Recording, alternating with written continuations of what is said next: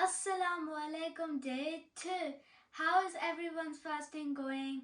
Our fast is very long and I was very hungry. And I was thirsty as well. Yeah.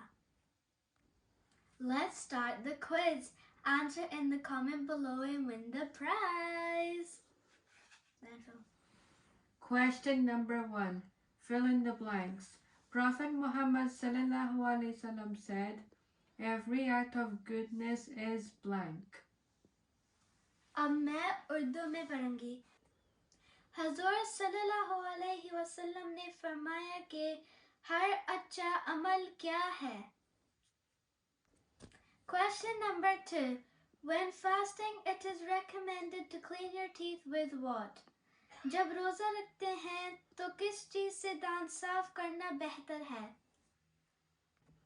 Question number 3. Which of the following should be our intention when fasting? To lose weight, to please Allah subhanahu wa ta'ala, या to please our parents? हमारी नियत क्या होनी चाहिए जब रोज़ा रखते हैं? अम्मी अब्बू को खुश करना, वज़न कम करना या अल्लाह को खुश करना? Question number 4. Which prayer can be prayed at the same time as the pre-dawn meal?